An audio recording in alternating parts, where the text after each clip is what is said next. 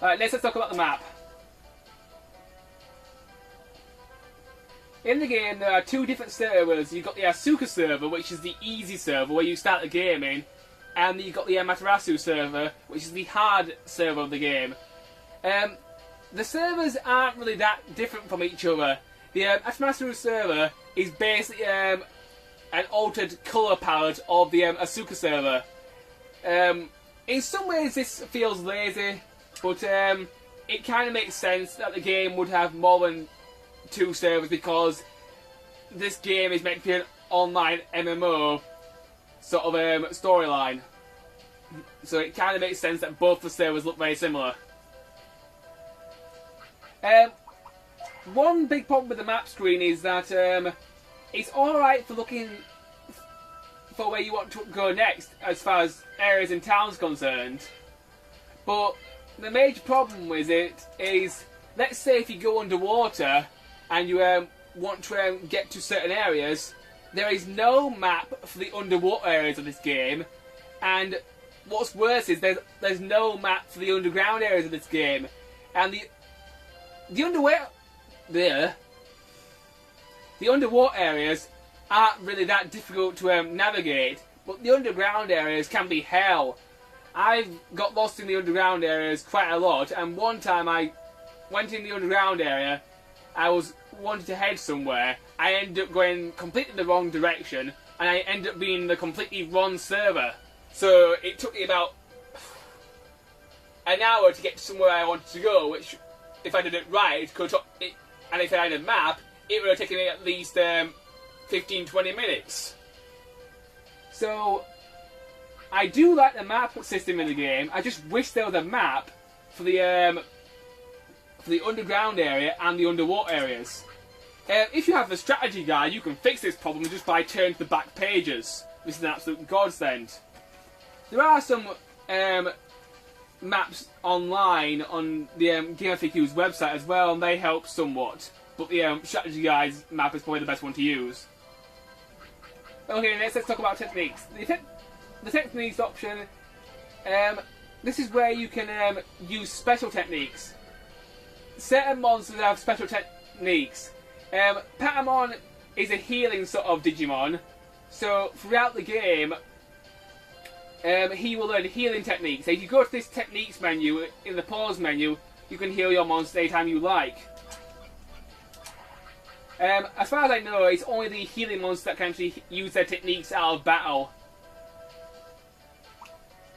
Next, let's talk about stats. Throughout the game, there are several stats which you need to keep in check to keep your Digimon in good condition. Roll from left to right. The top one with the fist is attack.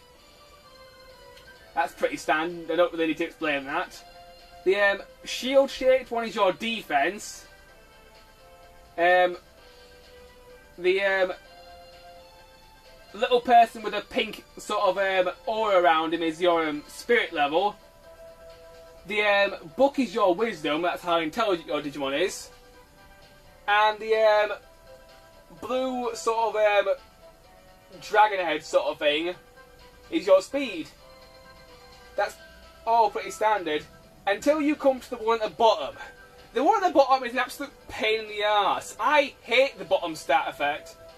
It looks like 3 golden stars. This is the dreaded charisma stat. The charisma stat in this game is absolute bullshit. Maybe asking, why is the charisma stat absolute bullshit? Well, it's one of the most retarded mechanics I've ever seen in an RPG in my entire life. Basically, the way the charisma stat works is this. As you level up your Digimon will gain more and more charisma. And you may be asking, what on earth is Digimon... And you may be asking, what on earth is charisma for? Charisma basically tells the game if you're allowed to battle trainers. And this is one of the stupidest mechanics in the game, because if you battle trainers you get more experience points and more money, but because of the charisma stat you can't battle tamers because most of the time it's never high enough, and when it is high enough It's just not really that useful, and it feels very pointless. The Christmas stats also governs the card game side quest of the game. Basically, when you talk to a trainer, you'll do one of two things. You either get into a Digimon battle, which I can win most of the time because that's what I prefer to play in this game, or you get into a card battle, which I suck at because I can't really remember how to play the card game. I used to be good at it when I was younger, but these days when I decided to play the game again, I didn't really care. Right, now that I've finished all my pet peeves about the Christmas stat and how stupid it is, and how it shouldn't even be in the game because it's battling a trainer should be no more simple than just going up to them, fighting them, move on. Range, wash and repeat. The next stats I want to talk about are the element stats. The top one's fire, the second one down's water, the next one's ice, one below that's wind, and then you got lightning, machine and darkness. These stats are pretty much for your Digimon's evolutions, and if you train these stats to a certain level, you can access different evolutions as long as you meet those requirements for the evolutions themselves. There are two ways in the game which you can upgrade your stats. Way number one is standard level grinding.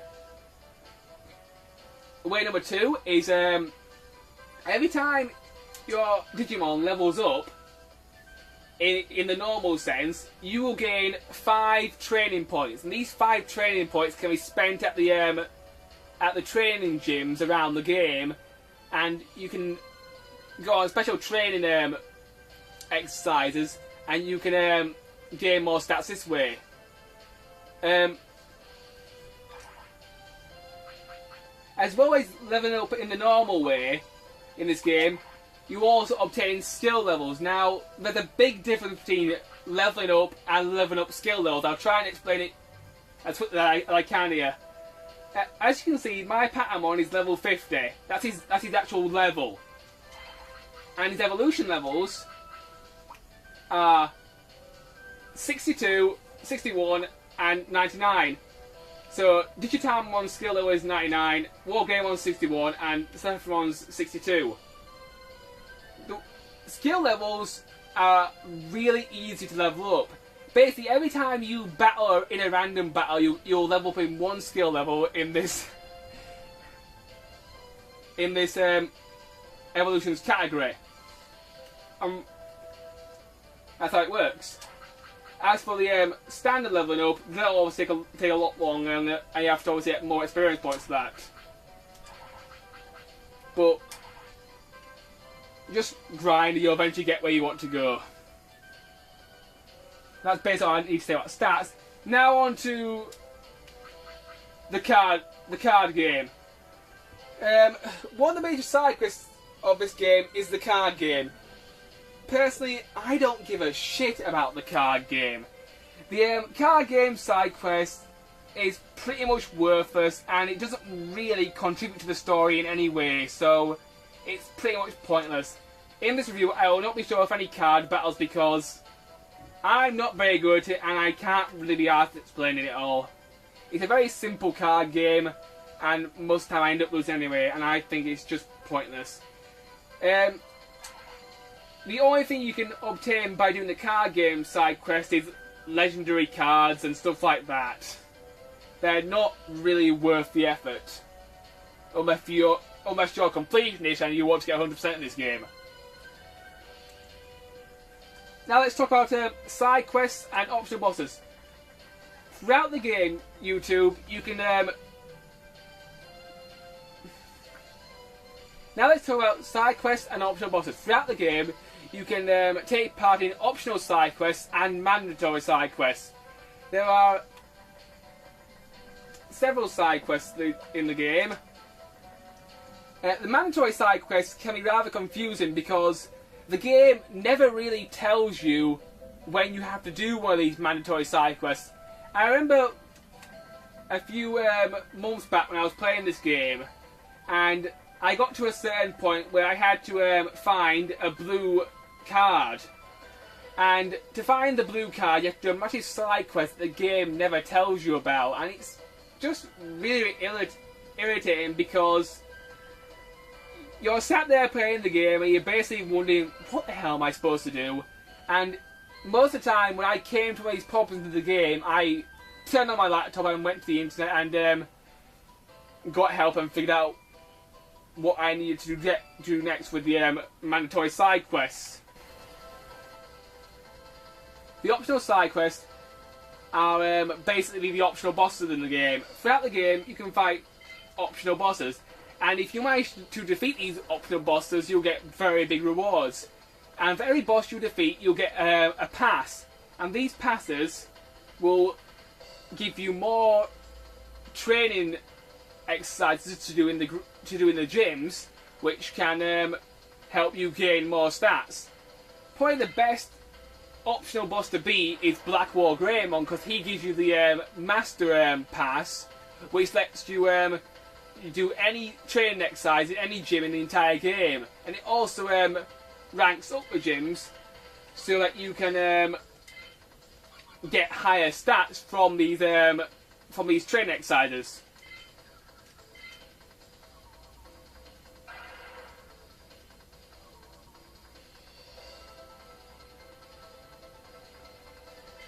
There are also some side quests in the game to do with the card game side quest.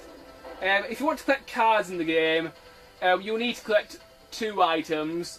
You'll need to do the Kicking Boots side quest, which is basically just a massive hide and seek sort of thing. You have to find a Digimon that hides behind a tree, it's pretty easy.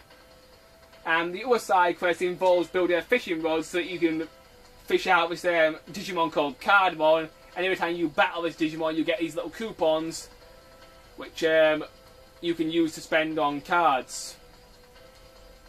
And that's all the side quests as far as the card game side quest is concerned.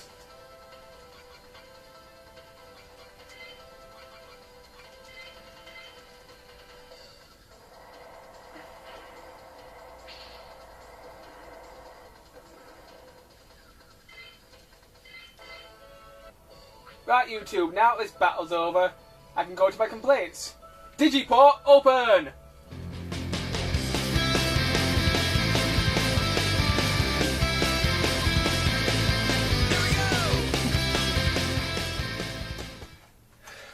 Right, I'm back. That internet travelling is always a little bit hectic. Okay, on to my complaints about Digimon World 2003, or as you Americans call it, Digimon World 3. Complaint number 1.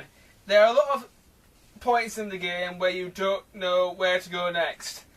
I already mentioned this in the review. At certain points of the game you may encounter that you may have to do optional side quests in order to advance the game. I found this very annoying because I've actually bought this game twice in my entire life. Now, as a little kid, I bought this game, and I got to the blue card side quest, and I got so confused, I sold the game about a week later. And when I picked it up again about a year ago, I still had no idea what I was doing. I ended up having to go to the internet to figure out what was going on. So that's one thing that's really annoying about this game, the mandatory side quest, which can be really confusing and really frustrating. Second complaint. There are only 8 Digimon party members to collect in the game. This isn't really a big complaint. I just wish there were more party members to collect in the game, because I was rather annoyed that Terramon did not make an appearance in this game as a playable character. He does make an appearance in the game as a sleeping Terramon in the inn, which is just a tease. Seriously, because I wanted to play as Terramon because he's one of my favourite Digimon. My third complaint, the map isn't really as good as I would like it to be. My main complaint with the map is you can't see where you're going on it, where you're underwater, and it's practically useless when you're going through the underground areas of the game. I wish the game designers put a map in for the underwater areas and the underground areas of the game. It would have made game navigation a lot easier. And the other thing they could have improved, let's say you're doing a side quest, they could have put like a marker in to sort of tell you which town the side quest occurred in, so you knew where to go, and you could go to that town, and once you complete a part of the side quest, the map could move and tell you which part of the map to go to next. You know, there's so many simple ways they could have fixed this problem, made this whole map thing a lot better if they just spent a little bit more time on it. And my final complaint with the game is level grinding. Level grinding in this game can be very, very tedious. And there are a few ways which you can make the level grinding a little bit less tedious. One thing which I like to do was to complete side quests whilst I was level grinding, so I felt like I got a reward for doing all that work. You know, sometimes I would do a side quest so I could get a new Digimon party member. Sometimes I would go off and kill an optional boss, and that sort of thing. So one of the best things to do when you're level grinding this game, if it's getting really tedious and monotonous, is to do a side quest. At least then it feels like you've got a bigger reward out of it. And it's not as monotonous and not as tedious. But even doing these things, the level grinding can still be a very tedious process and can take a very long time. But despite all these complaints, YouTube, Digimon World 2003 is a very good game. I say it's definitely worth buying and definitely worth playing. I give it a 4 out of 5. My next review, I will be doing a co-op review with my friend Adam. We'll be reviewing the sequel to Dead Space 1, Dead Space 2. Until then, bye.